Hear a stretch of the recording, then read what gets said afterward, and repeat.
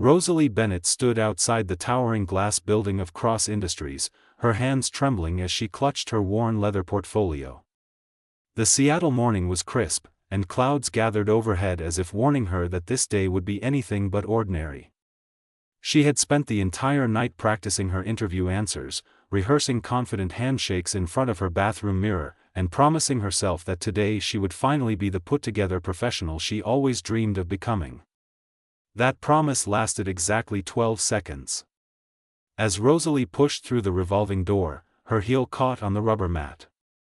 She stumbled forward, arms windmilling wildly, and crashed directly into a potted plant the size of a small car. Soil exploded everywhere, covering her cream-colored blouse and creating a dirt trail across the pristine marble floor. A security guard rushed over, his expression hovering between concern and barely suppressed laughter. Rosalie looked up from her position on the floor, surrounded by scattered dirt and broken terracotta pieces, and offered her most apologetic smile. She said this was not how she planned to make her entrance, scrambling to her feet and brushing uselessly at the dirt stains spreading across her clothes.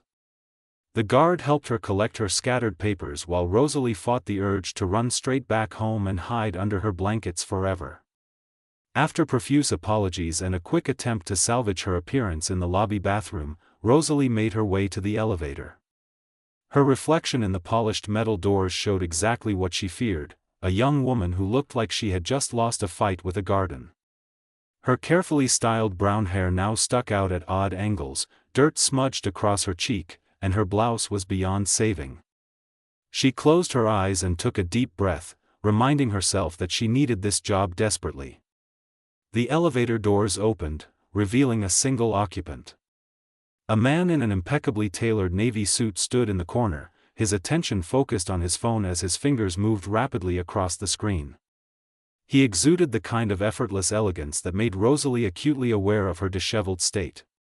She stepped inside quietly, pressing herself against the opposite wall and praying he would not notice the walking disaster sharing his space. Julian Cross was having the worst morning of his quarter.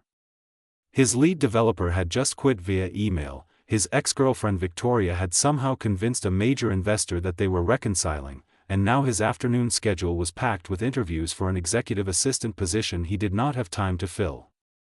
He glanced up from his phone briefly, intending to return to his messages, but froze when he saw the young woman standing across from him. She looked like she had been through a natural disaster. Dirt covered her clothes, leaves stuck in her hair, and she was desperately trying to make herself invisible in the corner. But what caught his attention was not the mess.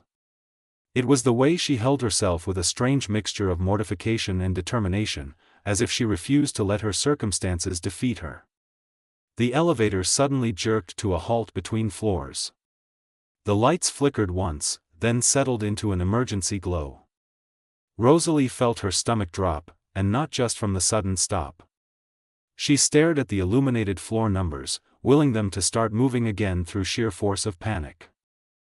She whispered this could not be happening, her voice rising with each word. She had an interview in exactly 7 minutes with the head of human resources at one of the most prestigious tech companies in the country, and she was trapped in an elevator looking like she had just crawled out of a dumpster. Her student loans were not going to pay themselves. Her apartment was not going to magically stop requiring rent.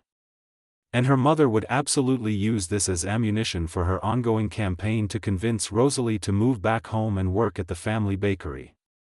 Julian watched as the young woman spiraled into what appeared to be a highly creative panic attack.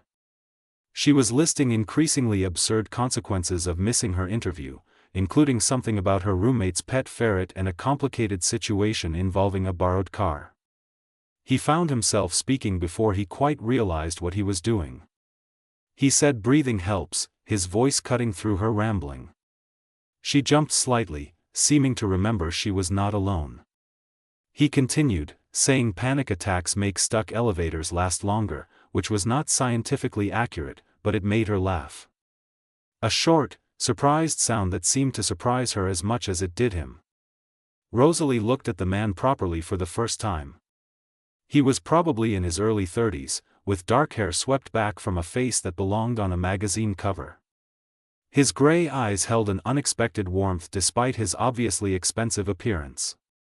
His suit probably cost more than everything in her closet combined, and his watch gleamed with the subtle sheen of real luxury.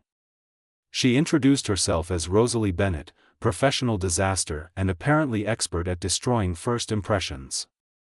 She gestured at her dirt-covered appearance as evidence. He asked what position she was interviewing for, and something in his tone made her look at him more carefully. She explained she was hoping to become the executive assistant to Julian Cross, the CEO of Cross Industries. She had a marketing degree and could organize anything when she was not busy sabotaging herself with her own clumsiness. The man's expression shifted, a small smile playing at the corners of his mouth. He extended his hand toward her in a formal gesture. He introduced himself as Julian Cross, and Rosalie felt the blood drain from her face. Of course he was. Of course the gorgeous man witnessing her complete meltdown was the exact person she needed to impress. Of course the universe had decided that her life needed to be a romantic comedy written by someone with a cruel sense of humor. She stammered out an apology, but Julian simply shook his head. The elevator lurched back to life before she could further embarrass herself. As the doors opened on the 30th floor, Julian stepped out and turned back to face her. He told her to go clean up in the executive bathroom down the hall to the right, and then meet him in his office in 15 minutes. He said they would conduct her interview there, and something about the way he said it made Rosalie think that maybe, just maybe, this disaster might not be the end of her chances after all. Rosalie stood in the executive bathroom, staring at her reflection in the floor-to-ceiling mirror. 15 minutes had never felt so short. She had managed to wash the dirt from her face and hands, smooth her hair into something resembling professional, and button her blazer to hide the worst of the stains on her blouse. She looked slightly less like a disaster victim and slightly more like someone who might belong in a building this expensive. The walk to Julian's office felt like a march toward her doom. His assistant, a friendly woman named Patricia, smiled warmly and gestured toward the massive oak doors. Rosalie knocked twice, heard his voice telling her to enter, and stepped into an office that took her breath away. Windows stretched from floor to ceiling, offering a panoramic view of Seattle's skyline. The furniture was modern and elegant, all clean lines and rich materials that screamed understated wealth. Julian sat behind his desk, his jacket removed and his sleeves rolled up to his elbows. He looked more relaxed than he had in the elevator, though his eyes still held that sharp intelligence that made Rosalie feel like he could see straight through her carefully constructed professional facade. He gestured to the chair across from him, and Rosalie sat down with as much grace as she could manage. He began by acknowledging the unusual circumstances of their meeting. He said most interviews did not start with elevator malfunctions and dirt explosions, but he had always believed that how someone handled unexpected situations revealed more about their character than any rehearsed answer ever could. Rosalie felt herself relax slightly. He was giving her a chance despite everything. For the next 30 minutes, they talked about marketing strategies, social media trends, and the future of digital engagement. Rosalie forgot to be nervous as she discussed conversion rates and brand authenticity. Julian asked thoughtful questions that showed he was genuinely interested in her ideas, not just testing her knowledge. When she pitched an innovative campaign concept for his company, his eyes lit up with an enthusiasm that made him look younger and less like the intimidating CEO everyone described. He told her the position was hers if she wanted it. Rosalie felt her heart soar. She started thanking him profusely, already mentally calculating how many months of loan payments this salary would cover. But Julian held up a hand, his expression growing serious. He said there was one additional aspect of the job they needed to discuss, something unconventional that was not in the official job description. Rosalie felt her excitement dim slightly. She asked what kind of additional aspect, her mind racing through possibilities. Julian stood and walked to the windows, his back to her as he seemed to gather his thoughts. He explained that his personal life had become complicated in ways that were affecting his business relationships. His ex-girlfriend, Victoria Monroe, refused to accept that their relationship was over. She had been spreading rumors about their reconciliation, showing up at business dinners, and generally making it impossible for him to move forward professionally or personally. He turned to face Rosalie, his expression vulnerable in a way that made her chest tighten. He said he needed someone who could help him solve this problem, someone who could play a role convincingly enough to make Victoria finally back off. He needed a girlfriend, or rather, someone who could pretend to be his girlfriend at select social events. The position would be temporary, professional, and would come with a significant bonus on top of her already generous salary. Rosalie sat in stunned silence. This was insane. This was the plot of a romance novel, not real life. She should say no immediately, walk away from this bizarre proposal, and find a normal job with normal responsibilities. But as she looked at Julian's hopeful expression, she found herself considering it. She needed this job desperately. The salary alone would change her life. And there was something compelling about Julian Cross, something that made her want to help him despite the absurdity of the situation. She asked how temporary this arrangement would be. Julian explained that Victoria was attending a charity gala in 2 weeks, a major event where all of Seattle's elite would be present. If he arrived with a serious girlfriend, someone who clearly belonged in his life, Victoria would have no choice but to accept reality and move on.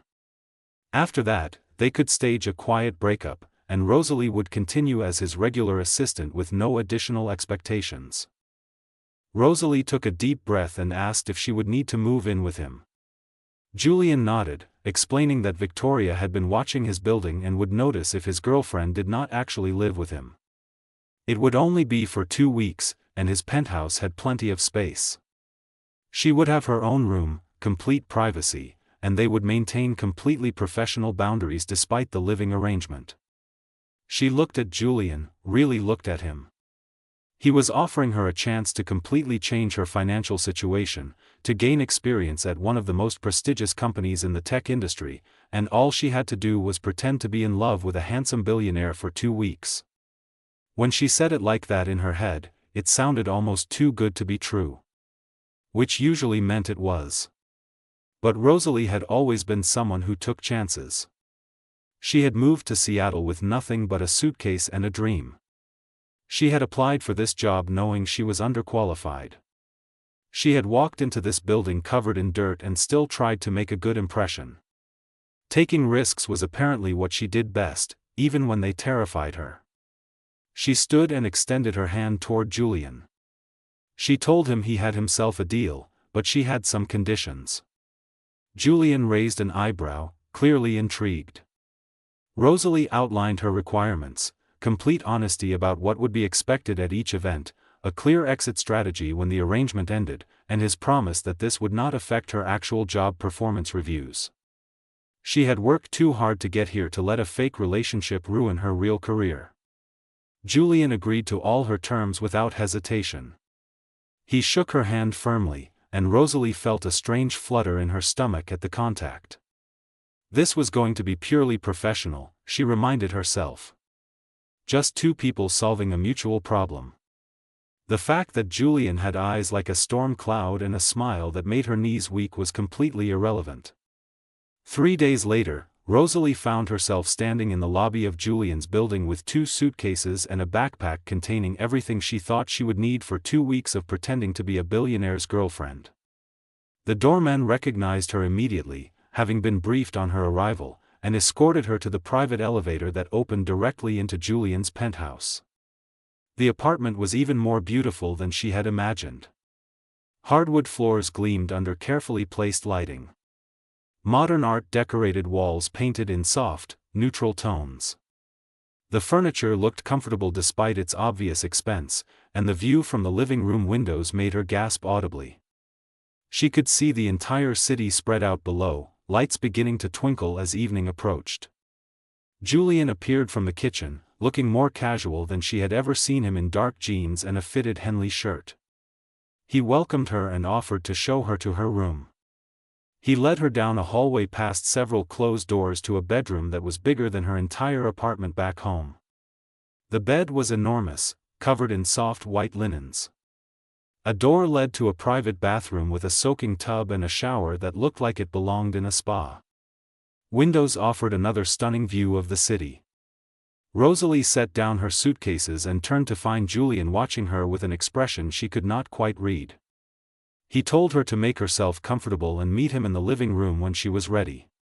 They needed to discuss the game plan for the next 2 weeks. She nodded, and he left her alone to process the surreal situation she had just entered. As she unpacked her modest wardrobe into the walk-in closet, Rosalie caught sight of her reflection in the mirror. She looked the same as always, just an ordinary girl from a small town who had big dreams and a tendency to stumble into situations way over her head.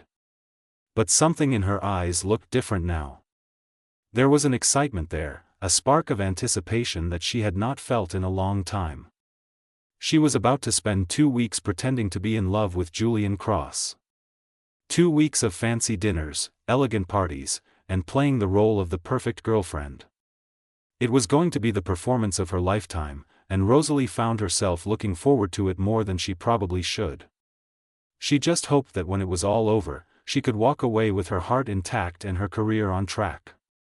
Because something told her that pretending to love Julian Cross might be dangerously close to the real thing. Part 3, When Fake Becomes Forever. The morning sun streamed through the floor-to-ceiling windows of Julian's penthouse, casting golden light across the marble kitchen counters. Rosalie had been living there for 5 days, and each morning still felt surreal. She padded into the kitchen in her pajamas and found Julian already dressed in workout clothes, pouring coffee from a machine that probably cost more than her car. He handed her a mug without asking, having already learned that she took her coffee with cream and 2 sugars. This small gesture of thoughtfulness made her heart do uncomfortable flips. She reminded herself for the 100th time that this was all temporary, all pretend, all carefully constructed fiction designed to solve his problem with Victoria. Julian suggested they spend the day preparing for the gala, which was now only 2 days away. He had arranged for a stylist to bring dress options, a hair and makeup artist to do a trial run, and he wanted to practice their cover story until it felt natural. Rosalie agreed, though the thought of being turned into someone who belonged on Julian's arm filled her with equal parts excitement and terror. The stylist arrived at noon with a rolling rack containing at least 20 dresses in various styles and colors. A woman named Francesca with severe bangs and an elegant accent began pulling options, holding them up against Rosalie and making thoughtful humming sounds. Julian sat on the couch watching the process with an intensity that made Rosalie self-conscious. Francesca selected 5 dresses for Rosalie to try on. The first was red and dramatic, with a plunging neckline that made Rosalie blush. The second was silver and sparkly, making her feel like a disco ball. The third was emerald green with a fitted bodice and flowing skirt that made her feel like a princess. But when she stepped out in the 4th dress, a deep sapphire blue gown with delicate beading across the bodice, Julian's expression changed completely. He stood up slowly, his eyes never leaving her face. The dress hugged her curves perfectly, the color bringing out the blue in her eyes and making her skin glow. The neckline was elegant without being too revealing, and the way the fabric moved when she walked made her feel graceful for the first time in her life. Julian told Francesca that was the one, his voice slightly rough. Francesca smiled knowingly and began packing up the other options. After the stylist left, Julian suggested they practice their backstory. They settled on the couch with glasses of wine, and he began asking her questions as if they were at the gala. How did they meet? Rosalie answered that he had literally swept her off her feet during a disastrous job interview, which had the benefit of being mostly true. How long had they been together? 3 months, Julian suggested, long enough to be serious but not so long that people would question why they had not heard about it sooner. What did she love most about him? Julian asked this question with a teasing smile, clearly expecting something rehearsed and generic. But Rosalie found herself answering honestly. She said she loved how he listened when people talked, really listened, as if their words mattered. She loved how he rolled up his sleeves when he worked because it meant he was fully engaged in whatever problem he was solving. She loved the way his eyes crinkled at the corners when he laughed at something unexpected. She loved that despite having more money than most people could imagine, he still held doors open and said thank you to servers and remembered small details about people's lives. The room fell silent. Julian was staring at her with an expression she had never seen before, something raw and vulnerable that made her breath catch. He asked if she had been practicing that answer. Rosalie shook her head, suddenly embarrassed. She explained those were just things she had noticed over the past few days, real observations that made the pretending easier. Julian set down his wine glass and moved closer to her on the couch. He said they should practice other aspects of appearing like a couple, things like comfortable physical proximity and natural affection. Rosalie agreed, though her pulse was racing. Julian took her hand, threading his fingers through hers, and asked if this felt natural. She nodded, not trusting her voice. He lifted their joined hands and kissed her knuckles softly, his eyes never leaving hers. He asked if that was too much. She whispered that it was perfect. The next 2 days passed in a blur of final preparations. Julian took her shopping for shoes and jewelry to match her dress. They practiced walking into rooms together, his hand on her lower back in a possessive but respectful gesture that made her skin tingle. They rehearsed responses to common questions and invented shared memories that felt surprisingly real. By the night before the gala, Rosalie almost believed their fake relationship herself. The evening of the charity gala arrived with the weight of expectation hanging in the air. Rosalie stood in front of her bedroom mirror, barely recognizing herself. The hair and makeup artist had transformed her into someone elegant and sophisticated. Her hair was styled in loose waves that cascaded down her back. Her makeup was dramatic but tasteful, emphasizing her eyes and making her lips look fuller. The sapphire dress fit like it had been made for her body specifically. Julian knocked on her door and entered when she called out. He stopped in the doorway, and for a long moment, he simply looked at her. He was devastating in his black tuxedo, his hair perfectly styled, his jaw clean-shaven. But it was the way he was looking at her that made Rosalie feel beautiful, like she was the only woman in the world who mattered. He told her she looked breathtaking. Rosalie thanked him, her voice barely above a whisper. Julian crossed the room and pulled a small velvet box from his pocket. He explained that he had something for her, something to complete the look. Inside the box was a delicate diamond necklace, simple but clearly expensive. He asked if he could put it on her, and she turned, lifting her hair so he could fasten the clasp.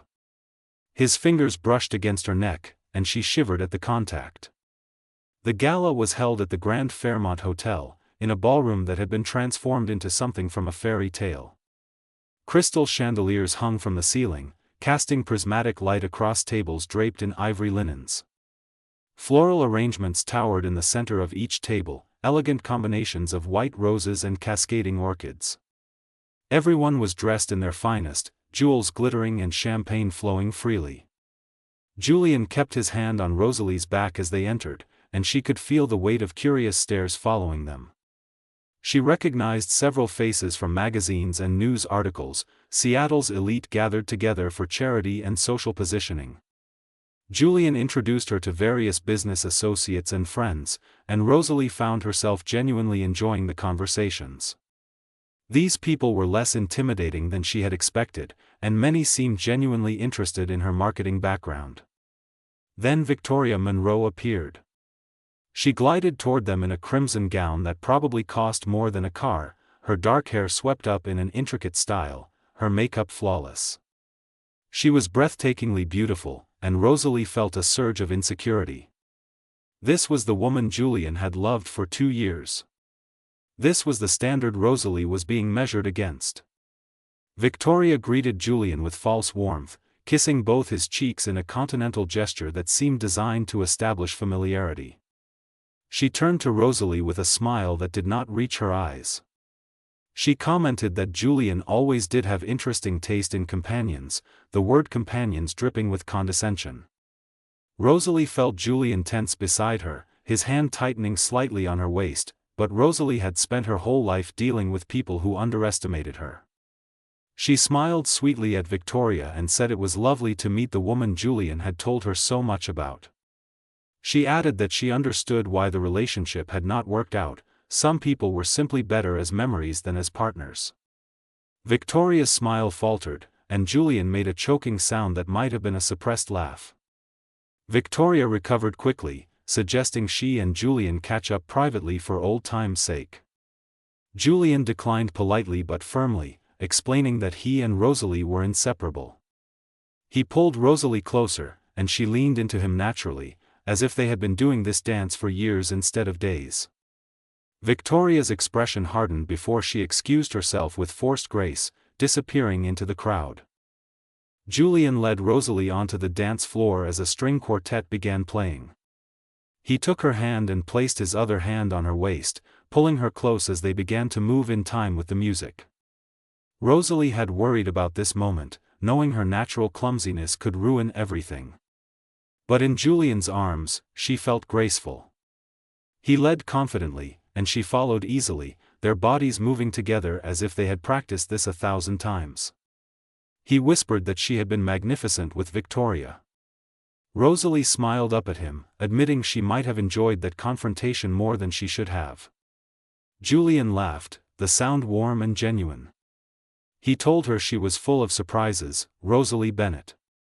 She replied that he had no idea, her tone playful but her heart racing as she realized how close they were, how his cologne smelled like cedar and something uniquely him, how his hand on her waist felt both protective and possessive. The music shifted to something slower, more intimate. Julian pulled her even closer, until there was barely any space between them. Other couples danced around them, but Rosalie felt like they were alone in their own world. She could feel his heart beating against her chest, could see the flecks of green in his gray eyes, could feel the tension building between them like an electrical charge waiting to spark. Julian said her name softly, and there was something in his voice that made her look up at him. He told her this arrangement they had made, this fake relationship, was becoming complicated for him. Rosalie asked how, though she thought she might already know the answer. Julian stopped dancing, though they remained in each other's arms. He admitted he was starting to forget which parts were pretend. Rosalie felt her breath catch. She confessed she had the same problem. Julian raised his hand and cupped her cheek, his thumb brushing across her skin in a gesture that felt both tender and reverent. He asked if she would mind terribly if he kissed her, not for show, not for Victoria or anyone else watching, but just because he desperately wanted to. Rosalie answered by rising on her toes and closing the distance between them. The kiss was soft at first, tentative, as if they were both afraid of breaking something fragile. But then Julian's hand slid into her hair, and Rosalie's arms wrapped around his neck, and the kiss deepened into something passionate and real and absolutely not pretend. When they finally broke apart, both breathing hard, Rosalie realized that the entire ballroom had gone quiet. Everyone was watching them, and she did not care even a little bit. Julian rested his forehead against hers and admitted he was falling in love with her. Rosalie laughed, the sound slightly breathless and completely joyful. She told him that was good because she had been falling for him since the elevator malfunction. Julian pulled back to look at her, his expression a mixture of hope and wonder. He asked if she meant it. She nodded, and he kissed her again, slower this time, savoring the moment. Later that night, back at the penthouse, they stood on the balcony overlooking the city. Rosalie was still wearing her sapphire gown, though she had kicked off her heels. Julian had removed his jacket and bow tie, looking relaxed and happy in a way she had never seen before. He told her the arrangement was officially over. He did not need a fake girlfriend anymore. But he very much wanted a real one, if she was interested. Rosalie pretended to consider it seriously.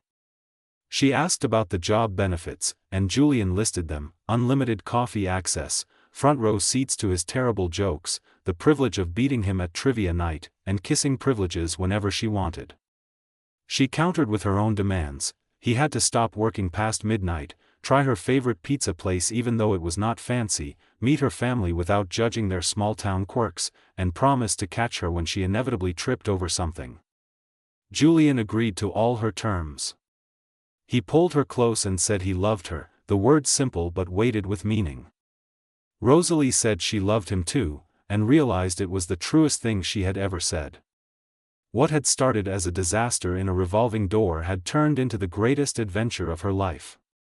She had walked into his building covered in dirt and desperation, never imagining she would walk out with her heart completely given to a man who saw past her chaos to the person underneath. As they stood together on that balcony, the city sparkling below them and the stars shining above, Rosalie thought about how life had a funny way of giving you exactly what you needed in the most unexpected packages.